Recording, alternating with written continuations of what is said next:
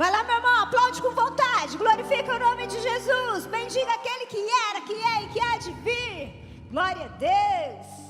Bom dia, oficial. Já acordou agora? Já são 11 horas. Já deu tempo, né, de acordar aí.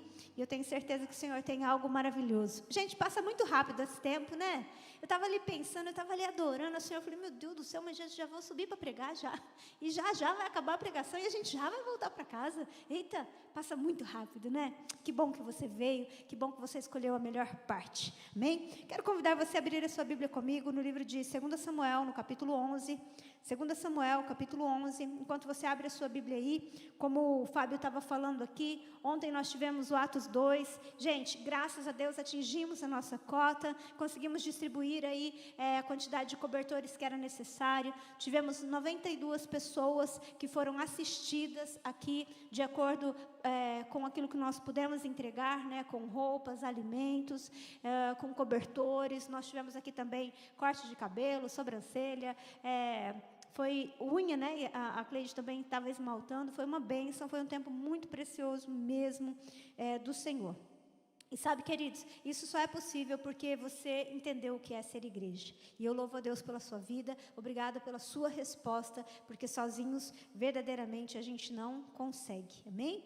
Então, fique aí atento, né, àquilo que a gente vai estar fazendo, porque você faz parte, a gente não faz nada sozinho, amém? 2 Samuel, no capítulo 11, a partir do versículo 1,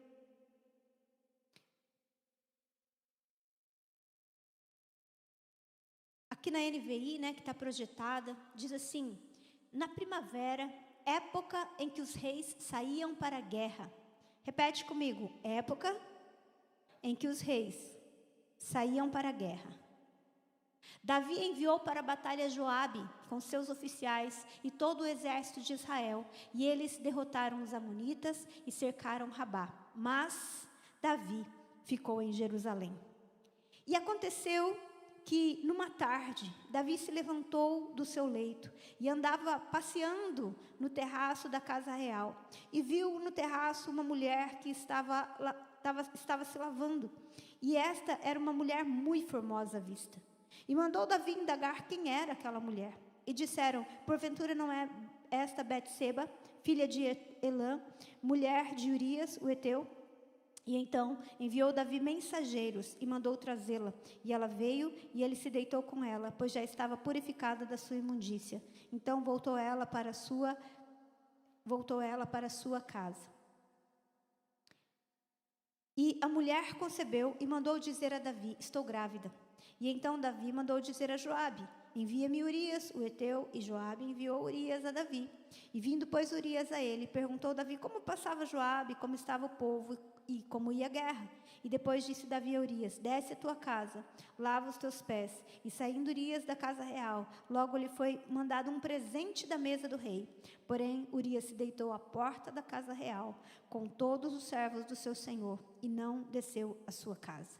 E fizeram saber isso a Davi, dizendo: Urias não desceu à sua casa. Então disse Davi a Urias: não vens tu de uma jornada? Por que não desceste à tua casa? E disse Urias a Davi: a arca, Israel e Judá ficaram em tendas, e Joabe, meu senhor, e os servos de meu senhor estão acampados no campo.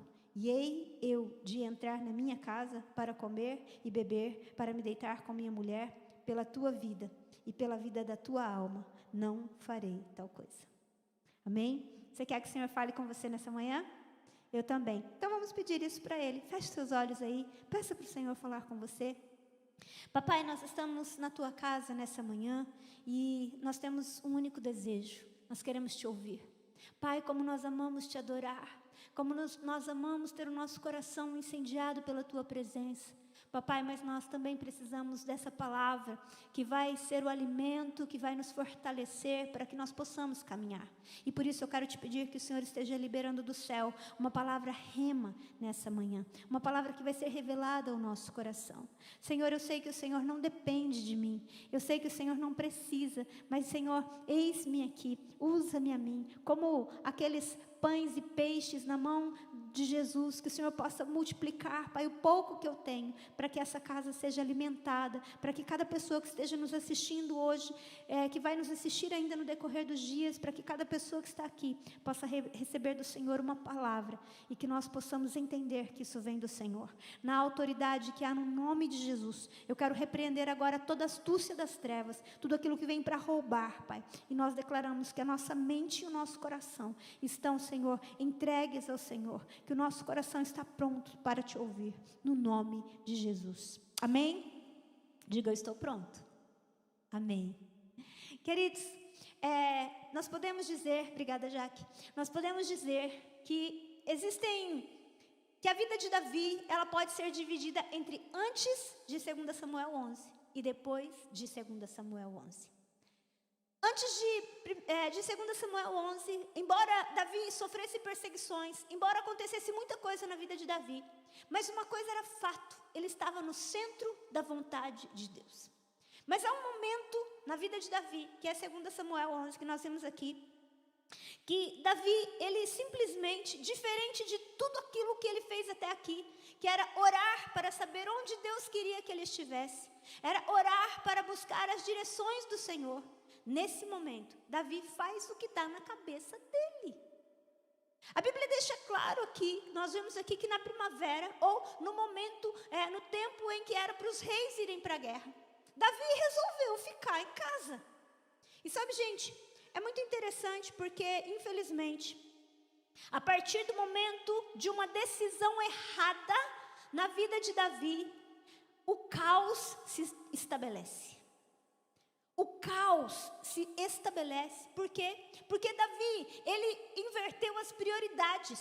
Aconteceu uma desordem na vida de Davi. Uma falta de ordem, uma falta de organização daquilo que ele precisava fazer.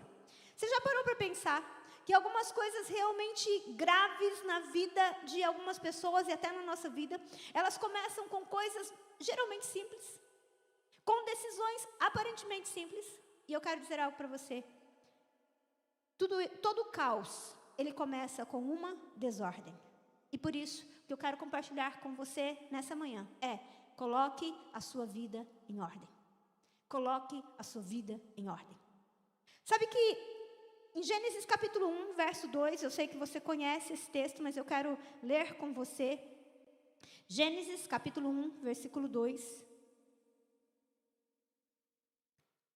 Esse texto diz para nós o seguinte: que a terra era sem forma e vazia, e havia trevas sobre a face do abismo, e o Espírito de Deus se movia sobre a face das águas. Sabe que essa palavra sem forma, ela é traduzida por uma palavra que significa tohu, que significa caos. Uma coisa sem forma, uma coisa vazia, é uma coisa tohu, é uma coisa que é um caos. Às vezes, essa palavra tohu, né, ela pode significar uma coisa fora de ordem. Então, todas as vezes que uma coisa está sem governo, uma coisa está sem ordem, uma coisa está sem forma, uma coisa está vazia, ela é um tohu, ela é um caos.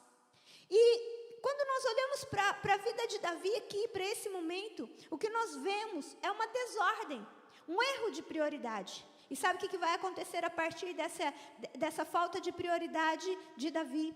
Vai acontecer que as coisas elas vão se desencadeando de uma maneira que ele vai viver um caos. A primeira coisa que vai acontecer é porque, por estar fora do lugar onde ele devia estar, ele vai ver o que ele não devia ver. E por ele ver o que ele não devia ver, ele se envolve com quem ele não devia se envolver. E por se envolver com quem ele não devia se envolver, ele tem consequências que ele não devia ter. E por ter consequências que ele não devia ter, ele mata quem ele não deveria matar. E quando Davi simplesmente vai se deixando levar pela desordem da sua vida, ele atrai sobre a sua casa um caos. Porque depois que isso acontece, você percebe a postura de Urias, você percebe a lealdade de Urias. E ele fala: como que eu vou simplesmente para minha casa, vou pegar presente do rei, sabendo que estão em batalha, que o meu senhor Joabe. E então Davi se vê obrigado a mandar uma carta para Joabe e falar: põe Urias na frente da batalha para que ele morra. E quando ele morreu, então Davi assume Betseba, e aí ele quando o filho de Betseba nasce, ele já nasce doente, e Deus não permite que aquela criança viva, e aquela criança morre.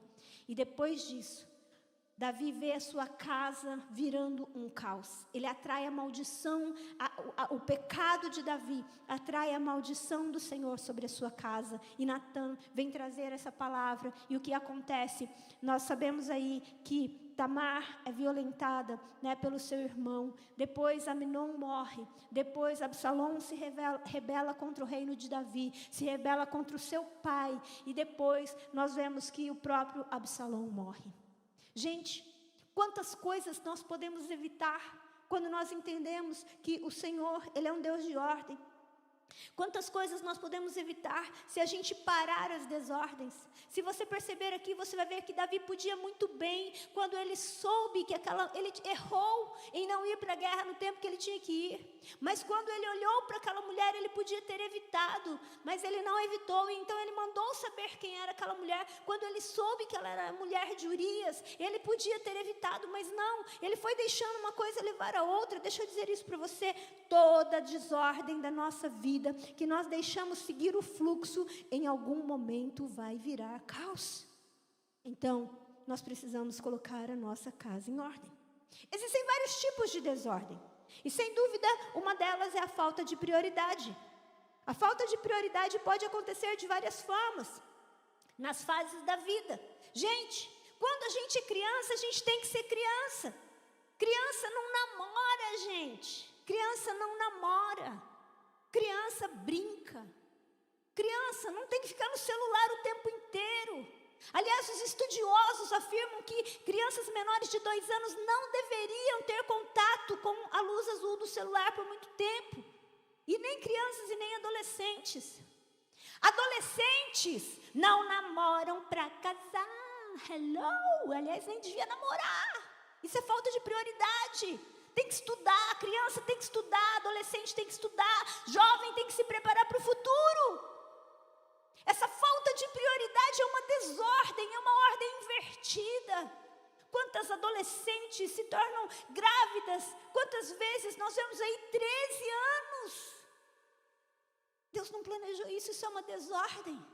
Por quê? Porque quer viver algo numa fase que não era para viver. Sabe, eu lembro até hoje de uma mulher que eu fui fazer um aconselhamento, já mais de 40 anos, com filhos adolescentes e jovens. E ela tinha passado muitas necessidades na sua vida. E ela falou: eu não quero passar mais necessidade. Eu falei: e o que você está fazendo hoje para você mudar isso? Sabe, tem gente que no momento em que era para estar se preparando para ter um futuro melhor, para estar fazendo uma faculdade, para estar fazendo um curso, essa pessoa está querendo namorar, gente, pelo amor de Deus. Sabe o que vai acontecer? O tempo vai passar. E quando era o momento de você estar trabalhando, vai ter que voltar a estudar. Porque inverteu as prioridades, vira caos, não consegue emprego, não consegue organizar as coisas. Falta de prioridade na administração do tempo. Quando nós não estabelecemos prioridades, nós administramos mal o nosso tempo. Deixa eu falar uma coisa para você. Você nunca vai ter tempo para fazer tudo o que você quer na vida. Mas você sempre vai ter tempo para fazer aquilo que é prioridade. Imagina que hoje eu queira fazer, um curso de robótica. Gente, nada a ver com o meu momento. Nada a ver com o que eu tenho para fazer hoje. Mas nós muitas vezes não percebemos que somos roubados. Tem um negocinho pequenininho, retangular, sabe? Chamado celular. Na verdade, o problema não é o celular. O problema são os aplicativos colocados neles. Você sabe que, se você já assistiu, na Netflix tinha, não sei se tem ainda, eles fizeram uma série, um episódio lá, de pesquisas com pessoas que trabalham por trás do Facebook e de todas as outras, várias redes muito conhecidas. E uma coisa é fato: o meu tempo e o seu tempo é disputado a palito. Você sabia que até aquela opção que aparece quando alguém está digitando no WhatsApp foi pensado para te prender no celular? Porque tem gente que não se aguenta, né? Porque quando aparece a bolinha lá, que apareceu alguma coisa, a pessoa já tem que estar com o negócio na mão. E se aparecer digitando, então, deixa eu falar uma coisa para você, querido. Existem estratégias tentando nos roubar, tentando roubar o nosso tempo. Quando a gente não entende isso, nós vamos passar mais tempo fazendo aquilo que nós não deveríamos fazer. A falta de prioridade. O tempo vai passar. E muitas vezes a gente vai ver que a gente inverteu as coisas. Era o momento de ficar com a família, era o momento de ficar com os filhos. E a gente não ficou. O que nós temos hoje, se você for conversar com vários psicólogos, você vai ver isso. Filhos que têm pais presentes, ausentes. Porque o pai está em casa, mas está com o celular na mão. Está assistindo televisão, não conversa, não dá um abraço. Deixa eu falar uma coisa, se você tem filhos, o tempo vai passar. E se você não tem, o tempo vai passar também. Nós precisamos entender que nós temos que usar o nosso tempo de uma maneira intencional. Pessoalmente, ministerialmente. Queridos, Jesus, ele tinha pouco tempo. Seu ministério durou apenas 3 anos e meio. Mas sabe quando nós lemos lá que Jesus, ele andou por sobre as águas? Você sabe por que Jesus andou por sobre as águas? Porque ele despachou os discípulos para irem na frente. E ele ficou fazendo o quê? Orando madrugada adentro. A prioridade de Jesus, a administração do tempo de Jesus não era multiplicar pães e peixes, não era curar cegos. A prioridade de Jesus era andar com o Pai. A prioridade de Jesus era oração. Queridos, nós vivemos numa pressão tão intensa que se a gente não tomar cuidado, ao invés de ser humano, a gente vive um fazer humano, que a gente está sempre querendo fazer alguma coisa. Eu não sei se você sabe, mas existe uma doença, eu já falei sobre isso, uma doença de pessoas que não conseguem ficar sem um aparelho celular, chama-se nomofobia. A pessoa, ela começa a ficar agitada, ansiosa. As crianças, hoje, os nossos adolescentes, eles quando ficam muito tempo sem celular, sabe o que acontece com eles? Eles acham que não tem nada para fazer. Né? Davi e o João viram e mexem e falam assim, mãe, mas dá seu tablet para mim. Mas por quê? Não tem nada para fazer. Arruma, acha alguma coisa para você fazer. Você quer ver uma coisa que eu adoro fazer, que eles detestam, mas que sempre funciona? Vou dar uma dica para vocês. Eu mando arrumar a caixa de brinquedo. Vai arrumar a caixa de brinquedo. Mãe, quando eu vejo eles estão brincando. Porque esqueceram o que é ser criança. Existe também uma desordem geográfica. Quando nós, por causa da nossa falta de prioridade, nós estamos no lugar errado, na hora errada. Que é o caso de Davi. Davi estava no lugar errado, na hora errada, gente. Davi estava no lugar errado, na hora errada. Fazendo a coisa errada. Por quê? Porque ele simplesmente não se atentou para a sua posição. Não era Joabe que tinha que ir, eram os reis. Deixa eu falar uma coisa para você. Que bom que você escolheu a melhor parte nesse domingo de manhã de estar na casa do Senhor. Gente, cristão apaixonado, domingo tem que estar na casa do Senhor. O dia que tiver culto tem que estar na casa do Senhor. O dia que tem celebração, o dia que tem palavra. Quando nós lemos no livro de Atos, as pessoas se reuniam todos os dias. Não é à toa que vinha o avivamento, todos os dias tinha palavra, todos os dias tinha fome. O problema é que a gente está satisfeito demais com outras coisas, e então a gente tem pouca fome da presença de Deus. Acredite, qualquer desordem de falta de prioridade vai fazer com que em algum momento isso gere um caos. Ele era rei. Ele tinha que estar na guerra, ele não tinha que estar ali naquele lugar. Essa falta, deixa eu dizer algo para você, querido. Davi não foi a única pessoa que passou por isso. Quando Eva ouve a serpente, ela inverte a prioridade de colocar os seus instintos acima da palavra de Deus. E sabe o que acontece? Ela trai o caos sobre a vida dela. Ela vê o seu filho sendo morto, o outro filho sendo amaldiçoado. Quando nós olhamos para Abraão, nós vemos a mesma coisa. Deus havia dito que era para ele ter um filho, mas ele então resolve estabelecer uma outra ordem. Ele vai ter um caso, né? Vai se deitar com a sua escrava. E nós vemos o caos que isso estabeleceu até hoje. Deixa eu contar algo para você. Toda desordem vai trazer caos. O segundo tipo de desordem que nós temos é a inversão de domínio. A Bíblia deixa claro que Deus fez o homem para dominar e não para ser dominado. Agora deixa eu falar uma coisa para você. Tudo o que você não domina, te domina. Tudo o que eu e você não dominamos, nos domina. Fomos feitos para governar os nossos sentimentos, por exemplo. Mas quantas pessoas são governadas pelos seus sentimentos? Quantas pessoas são dominadas pelos seus sentimentos? Olha o que Provérbios 16, 32 nos diz, queridos. Eu amo esse texto, Provérbios 16, 32. Ele é um alerta para nós. E ele é a maneira com que o Senhor vê todas as coisas. Provérbios 16, 32. Olha só. Melhor é o homem paciente do que o guerreiro. Mais vale controlar o seu espírito do que conquistar uma cidade. Tem gente que não governa o seu espírito. Tem gente que não governa seus sentimentos, explode com facilidade e não entende que Satanás está à beira, né, ao derredor, buscando um momento para que ele possa agir. Pessoas que não governam, vou olhar para cima, tá? Pessoas que não governam o seu estômago. Tem gente, a Bíblia fala, o Deus deles é o seu ventre. Você acredita que o pessoal que está lá na Cracolândia começaram desse jeito? Não. Começaram normalmente com uma garrafa de cerveja.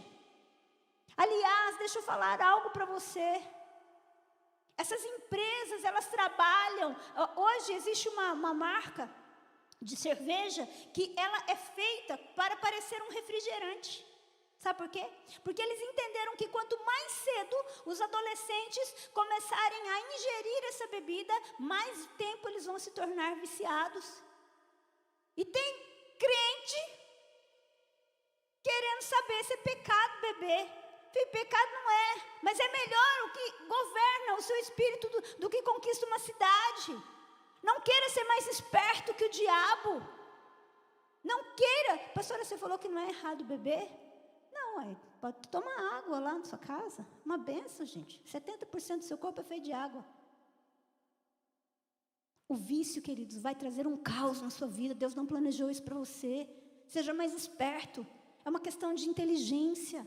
É uma questão de estar sensível às direções de Deus. Paulo diz, todas as coisas me são lícitas, mas nem todas as coisas me convêm. Eu não vou me deixar dominar por nenhuma delas. Deixa eu falar algo para você. Existe uma estratégia das trevas para trabalhar em cima disso. Nós precisamos governar você. Aquilo que você não governa, você é governado. Nós somos feitos para governar as nossas finanças. Mas quando ela domina, é uma desordem. Rodrigo estava falando aqui. Deixa eu dizer uma coisa para você. Dinheiro não é papel. Presta muita atenção no que eu vou falar. Dinheiro é um espírito. A Bíblia fala, Jesus ele diz assim, vocês não podem servir a Deus e a Mamon. Mamon é um Deus. Pessoas que servem ao dinheiro. E elas são submissas a isso, elas são dominadas pelo dinheiro. Ou são avarentas. Ou então, gasta tudo. Tem gente, outro dia, eu não lembro, eu estava conversando com uma família, uma pessoa, e o pai, que já é uma pessoa de idade, é uma pessoa que não tem governo nenhum, não construiu nada, vai virar caos. Você acha que todo mundo que está hoje abandonado começou assim? Não exerceu domínio sobre as coisas. Querido, aquilo que nós não governamos vai nos governar. A falta de administração financeira. Nós somos feitos para governar os excessos. Nós não temos que ser governados por excessos. Isso vira vício. É por isso que Paulo, ele fala assim, que ele reduz o seu corpo à escravidão, para que não havendo ele pregado a muitos, ele mesmo venha a ser desqualificado. Deixa eu falar algo para você. Nós precisamos dominar. Talvez você tenha uma empresa, e você tenha, eu já vi isso muito acontecer, eu trabalhei 20 anos na área de RH, e eu prestei consultoria também durante 10 anos na área de administração, de gestão estratégica para empresas. E tem uma coisa que eu já vi acontecer em casas: você não pode ser refém de pessoas que trabalham com você. Tudo aquilo que você não governa vai virar caos, vai ser uma desordem, vai gerar caos na sua vida. E acredite, o diabo é um adversário sagaz. Ele não tem escrúpulos. Deus tem falado muito isso ao meu coração nesses dias. O diabo, embora a gente saiba disso, ele não tem escrúpulos. Ele não vai esperar você sarar. Ele vai pegar o momento mais difícil da sua vida e ele vai tentar atacar ali. E por isso a gente entra com o terceiro tipo de desordem, que é a desordem de propósito. Se a primeira desordem é falta de prioridade, se a segunda desordem é uma inversão de governo, de domínio, a terceira desordem é uma desordem de propósito. É quando nós somos roubados de viver o que o Senhor nos chamou para viver. Davi tinha que estar guerreando, e ele estava dormindo até tarde. Numa tarde, depois que ele se levanta, meu irmão, deixa eu falar uma coisa para você: não queira ser mais esperto que o diabo. Não queira ser mais esperto que o diabo. Ele quer roubar você do seu propósito, ele quer roubar você do seu ministério, ele quer roubar você de viver aquilo que Deus te planejou para viver. E às vezes a gente traz as coisas como se elas fossem nossas, como se fossem humanas. Mas a palavra de Deus diz que nós não temos que lutar contra carne nem sangue, mas contra principados e potestades e contra os dominadores desse mundo tenebroso. Mas também diz que as armas da nossa milícia não são carnais, mas são poderosas em Deus para a destruição de fortalezas, anulando sofismas e toda altivez que se levante contra o conhecimento de Cristo. Deixa eu falar algo para você: o diabo o tempo todo fica ao derredor, buscando a quem possa tragar, tentando nos tirar do propósito que Deus tem para nós, porque quando nós estamos no lugar certo, fazendo a coisa certa, o reino de Deus avança, e quando o reino de Deus avança, o reino das trevas tem que retroceder. Não tem nada a ver comigo, não tem nada a ver com você, tem tudo a ver com Ele. Paulo escreve para Timóteo em 2 Timóteo capítulo 3, verso 4. 2 Timóteo capítulo 3, verso 4.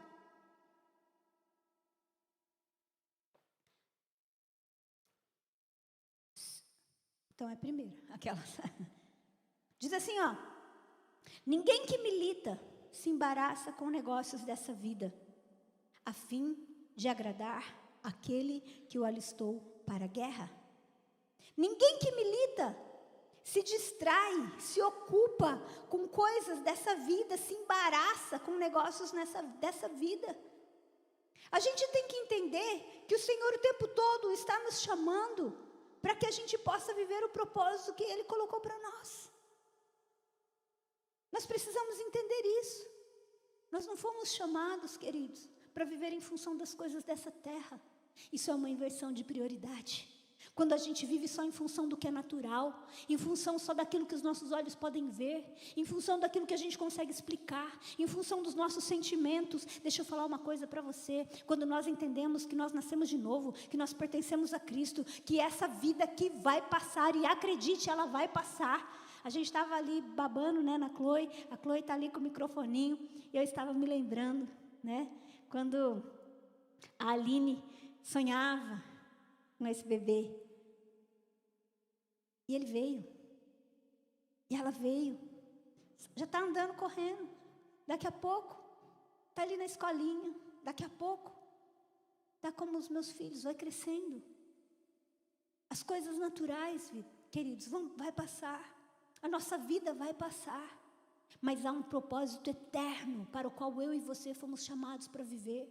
E esse propósito eterno, ele não passa. Nosso chamado nessa terra é para viver uma vida que agrade ao nosso Deus. Uma vida que vai nos preparar para vivermos a eternidade com Ele. Quando eu e você simplesmente começamos a viver em função de satisfazer as nossas vontades, a gente nunca vai cumprir o propósito de Deus. Sabe por quê? Porque viver o propósito de Deus dá trabalho. Viver o ministério dá trabalho. Você acha que é fácil pastorear? Não é não. Mas quando você entende que foi para isso que você foi chamado, querido, você vai sofrer as afrontas. Deixa eu falar algo muito sério para você. Se você ama a Deus e você quer viver o propósito de Deus, existem coisas das quais você não vai ser poupado, que eu não serei poupado. Estava falando na nossa reunião de pastores dessa semana, que eu estava meditando em Apocalipse essa semana, e eu estava impressionada com o Senhor em uma das cartas para as igrejas, falando assim, que aquele que crer em mim não sofrerá o dano da segunda morte. Sabe o que o Senhor estava dizendo? Você vai sofrer o dano da primeira morte. O Senhor não poupou. O Senhor não poupou da primeira morte. Aos nossos olhos humanos, naturais, a morte é a pior coisa que pode acontecer a alguém. Para Deus, não. Porque a gente vai mudar de fase. A gente vai para a eternidade, amém? Você tem que entender isso, querido. A morte para um cristão não é o fim. Pelo contrário, é o fim de um momento que a gente já cumpriu aquilo que o Senhor fez para que a gente pudesse cumprir.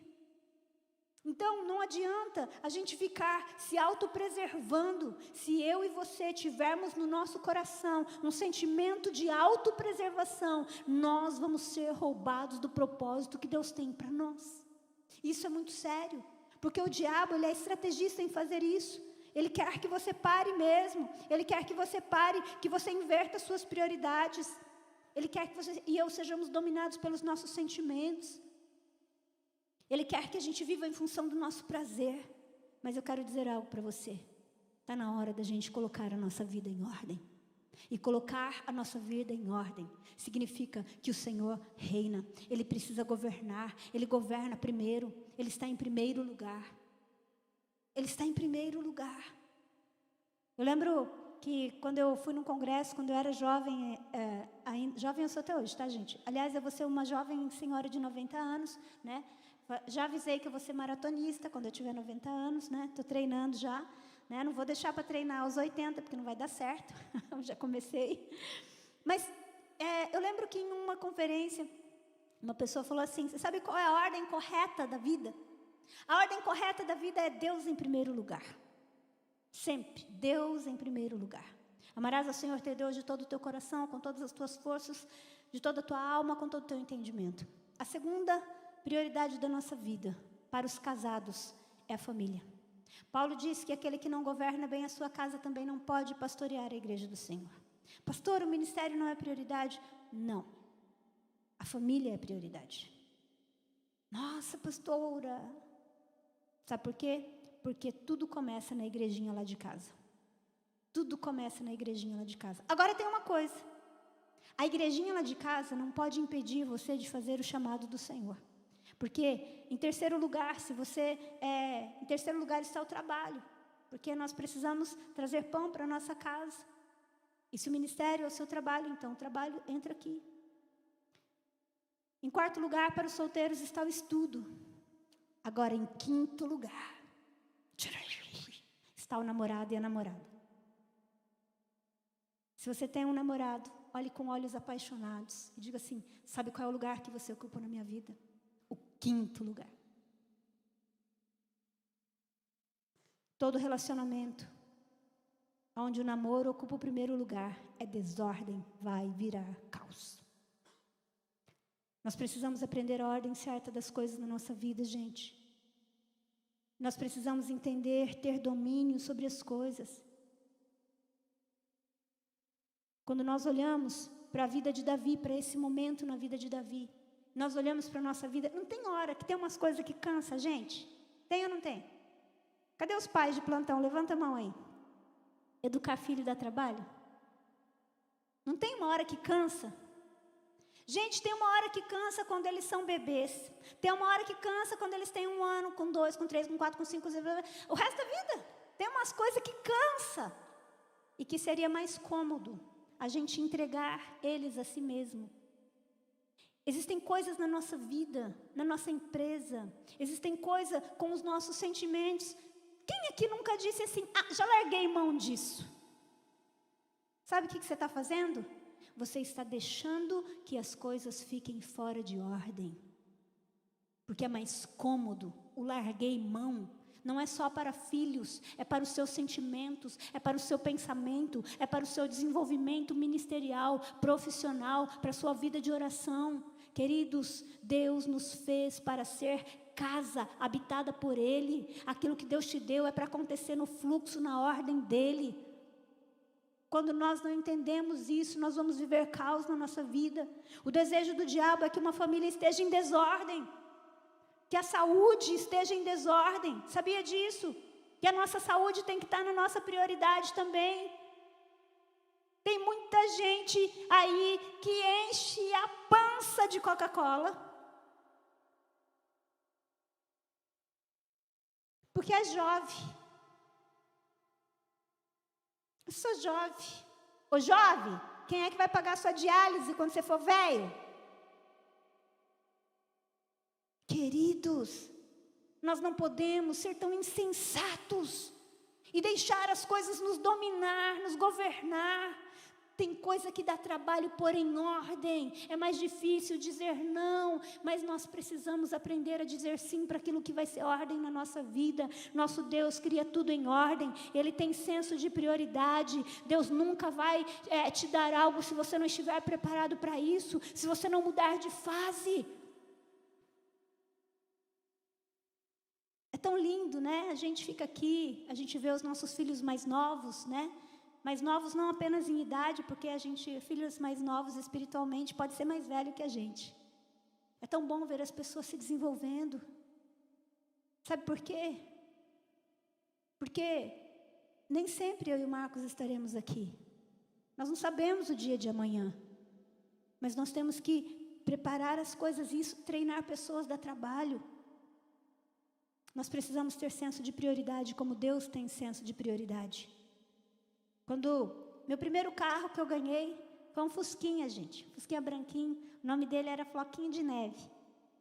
Acho que a Alessandra deve lembrar. Samuel deve lembrar do meu Floquinho de Neve, a Deia. O Gabriel não sei se lembra, que ele era mais novo.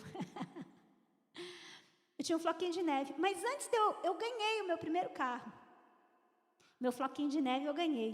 Mas antes de eu ganhar o carro, eu lembro até hoje que eu trabalhava numa empresa que ficava lá na Imigrantes, e um dia o Espírito Santo falou ao meu coração: faz a sua habilitação. E aí, sabe quando você ouve aquela voz, e aí você fala assim: deixa pra lá, daí eu vou fazer, mas não era prioridade. E aí, teve um momento que o Senhor falou comigo e tinha um senso de emergência.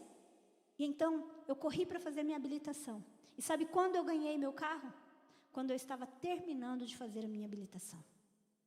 Deus tem senso de prioridade, meu irmão.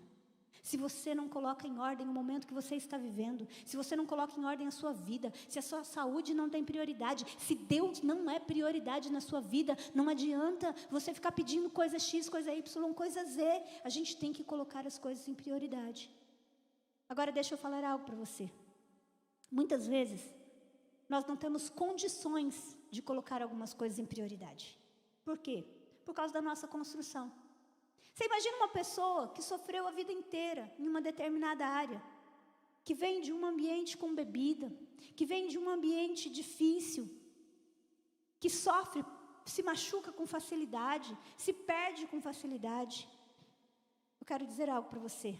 Você não está sozinho nesse processo.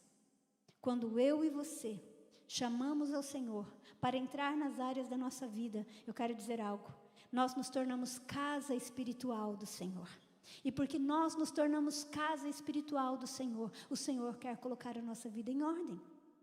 E existem 3 coisas fundamentais para que nós possamos colocar as coisas em ordem na nossa vida. E a primeira delas é reconhecer que algo está fora de ordem.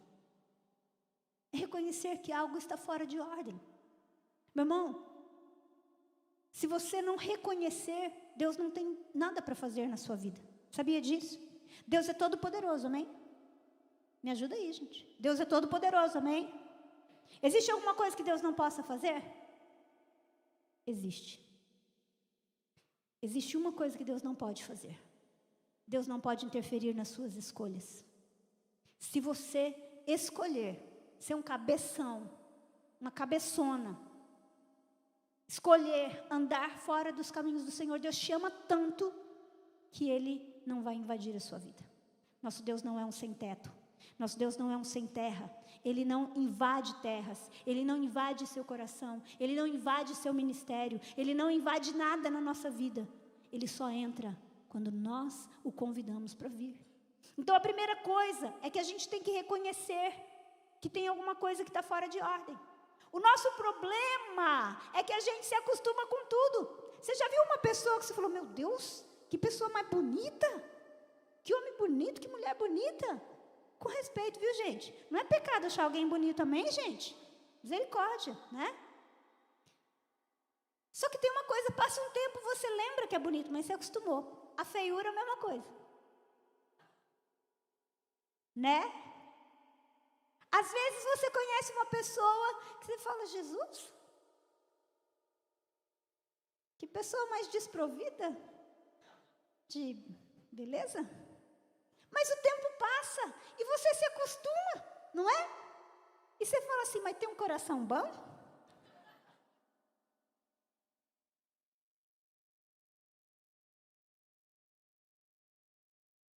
A gente acostuma. A gente acostuma com a organização, mas a gente se acostuma com a desorganização. A gente se acostuma com a limpeza, mas a gente se acostuma com a sujeira. E a gente se acostuma com a ordem, mas a gente se acostuma com a desordem. A gente se acostuma com a dor. A gente se acostuma em viver fora do centro da vontade de Deus. A gente se acostuma a ter uma vida rasa em Deus. Isso é desordem. Isso é falta de prioridade. A gente se acostuma a ter um coração embrutecido. A gente se acostuma a não ouvir o Senhor falar. A gente se acostuma com tudo isso. E sabe o que significa a palavra alinhamento? Eu gosto muito disso. Às vezes a gente fala, olha, vamos alinhar. Sabe o que significa alinhar? A tradução da palavra alinhar é colocar os ossos no lugar. Será que dói, gente? Colocar os ossos no lugar? Para a gente colocar as coisas em ordem, a gente tem que alinhar. A gente tem que colocar os ossos no lugar. A gente tem que reconhecer que tem alguma coisa errada, que eu estou sendo governado por um sentimento. Tem gente que acostumou a ser bruto. Tem gente que acostumou a ser duro. Tem gente que acostumou a não ser humilde na presença de Deus. Tem gente que acostumou até a última palavra. Deixa eu falar uma coisa para você, se você não reconhecer que tem algo fora do lugar, se você não reconhecer que está em desordem, enquanto era para você estar guerreando as suas guerras, você vai estar em desordem, gerando caos para a sua vida. Querido, nós precisamos ter a sensibilidade de falar, Deus, eu estou fora de ordem, as minhas palavras estão fora de ordem. Gente, pelo amor de Deus, deixa eu falar uma coisa para você, crente que fala palavrão para mim, eu tenho uma palavra para você, você não é crente não. Porque a Bíblia fala que a língua fala do que o coração está cheio. Desculpa, meu irmão. Aliás, desculpa não, você que tem que pedir desculpa. É um absurdo. Isso está fora de ordem. Nós precisamos alinhar as coisas, colocar as coisas em ordem, reconhecer, Deus, eu estou tendo dificuldade com isso aqui está fora de ordem, eu não estou tendo controle dos meus filhos. Educar filho dá trabalho, gente, é mais fácil colocar um celular na mão deles e deixar eles lá esquecer, é uma beleza, mas vai virar caos, vai gerar desordem. Eu não lembro se foi, em qual estado foi esse ano ou ano passado, uma criança matou a mãe, se eu não me engano, porque a mãe não deu o celular. Vai virar caos, vocês não estão entendendo. Tem coisas simples na nossa vida que a gente deixa seguir o fluxo e a gente não vai viver o propósito de Deus porque a gente deixa virar um caos. Nós precisamos reconhecer as áreas da nossa vida e às vezes o que está fora de ordem não é fora, é dentro da gente. É a gente que não está conseguindo governar. Lá em casa é uma bênção, gente, graças a Deus. Se você passar meio-dia lá, você vai chamar o conselho tutelar para nós. Porque é tanto grito, Davi, vem comer, João Pedro, vem comer. Você já terminou isso, vem arrumar a mesa. Outro dia eu falei, Deus, não, tem alguma coisa errada. Eu não gosto de gritar. Eu não gosto de grito. E eu não gosto de gritar, e eu não vou mais gritar. Eu preciso de uma estratégia. Está fora de ordem. Não são os meus filhos que têm que me tirar do eixo. O Senhor me estabeleceu como mãe sobre a vida deles, para que eu seja um canal de bênção na vida deles. Tem uma estratégia do Senhor para eu colocar a minha casa em ordem. Eu não vou aceitar mais isso, não. Querido, tem hora que nós temos que olhar e perceber que o problema está em nós, que a desordem está dentro da gente, que é a gente que está errado. Aliás, 99,999% é a gente. Então, reconheça. Primeira coisa, quando nós lemos lá em Gênesis, a Bíblia diz que a terra era sem forma e vazia, porém o Espírito Santo pairava sobre a face do abismo. A segunda coisa que nós precisamos fazer é convidar o Espírito Santo para pairar sobre as áreas de desordem da nossa vida. O que você não tem tido controle, meu irmão? É financeiro? Você vive endividado? Quero dizer para você, isso é uma desordem. Isso vai trazer caos sobre a sua vida e não é o plano de Deus. Tem gente que está vivendo coisas na sua vida achando que é a vontade de Deus e não é não, é caos. Caos que você mesmo gerou por causa de desordem. Você não está sabendo administrar? Primeira coisa, reconheça. Segundo, vamos convidar o Espírito Santo. Ele vai te direcionar. Talvez ele vai te mandar fazer um curso de finanças. Eu lembro uma vez que um pastor, ele falou assim, olha, ore em línguas, porque o Espírito Santo vai te falar de verdade o que acontece com você. Aí ele conta que uma esposa um dia chegou para ele e falou assim, pastor, eu tenho um problema muito sério, meu marido é muito mão de vaca. Ele não compra nada que eu quero. Ele falou, irmã, vai orar, mas tira um tempo para orar em línguas. E quando ela começou a orar em línguas, ela entendia o Espírito orando dentro dela, Senhor, me ajuda, eu gasto demais, Senhor, me ajuda, eu gasto demais. Às vezes o problema está dentro de nós. Convide o Espírito Santo, Ele é o nosso consolador, Ele é o nosso ajudador. Meu irmão, eu e você não temos poder de mudar o outro, mas o Espírito Santo vem para dentro de nós. Romanos 8:26 diz que nós não sabemos orar como convém, mas o mesmo Espírito intercede pelas nossas fraquezas. Ele ora segundo a vontade de Deus. Você não está sozinho. Ele nos ajuda, mas ajudar é isso, Ele faz uma parte e eu faço outra. Se você não reconhecer aonde você está errando, não vai ter mudança, você vai viver em desordem, e essa desordem vai virar um caos que Deus não planejou para você. E em terceiro lugar, em último lugar, use a palavra de Deus. Isaías, a palavra de Deus nos diz lá no livro de Isaías, 48:15, se eu não me engano.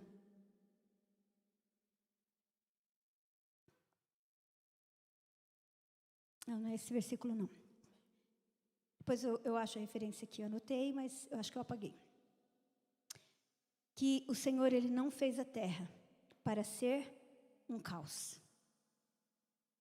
O Senhor não fez a terra para ser um caos. Deixa eu falar aqui para vocês.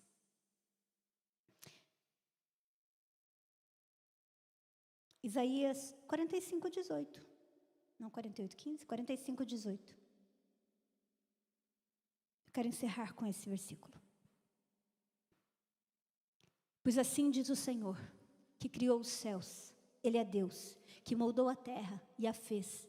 Ele a estabeleceu e não a criou para ser um caos, para estar vazia, mas Ele a formou para ser habitada. Ele diz, eu sou o Senhor, e não há nenhum outro. Se Deus falou isso da terra, eu preciso dizer algo para você. Deus também fala isso de mim e de você. A sua vida não foi feita para ser um caos. A sua vida não foi feita para estar em desordem. Então, a primeira coisa, se você quer gerar mudança na sua vida, reconheça o que está fora de ordem. Em segundo lugar, convide o Espírito Santo para dirigir você. E em terceiro lugar, use a palavra de Deus. E disse Deus, haja luz, e houve luz. E disse Deus que separem-se a terra seca, a porção seca das águas, e elas foram separadas. E então Deus disse, e Deus foi falando, e Hebreus capítulo 11, verso 3, diz que pela fé nós entendemos que os universos foram criados pela palavra de Deus, de maneira que aquilo que é invisível foi a base para aquilo que é visível, de maneira que aquilo que é visível foi feito do que é invisível. Se você quer uma geração de mudança na sua vida, use a palavra de Deus. A palavra de Deus não é um livrinho bonitinho para você deixar na cabeceira da sua cama. A palavra de Deus, ela é a palavra de Deus. Ela tem um poder de transformação. Ela vai ajudar a arrancar de dentro de você vícios. Ela vai trazer cura, ela vai trazer restauração, ela vai trazer algo. Salmos capítulo 18. O salmista diz assim: Ele exercita as minhas mãos para a batalha, e Ele fortalece os meus braços para vergar um arco de bronze. Ele torna os meus pés ágeis como os das corças, e Ele me mantém firme nas minhas alturas. Ele é o Deus que me reveste de força, de maneira que Ele torna o meu caminho perfeito. Ele aplana os meus caminhos, para que andando eu livre, os meus pés, os meus tornozelos não se torçam. Deixa eu dizer algo para você: não há área da sua vida que a palavra de Deus não possa te ajudar a colocar em ordem. E quando você coloca as coisas em ordem, você alinha. Pode doer, porque é colocar os ossos no lugar, mas você vai estancar o caos. Você é uma casa para a habitação de Deus. Eu e você somos casa onde Deus vem habitar. E nessa manhã, o Senhor quer nos colocar em ordem.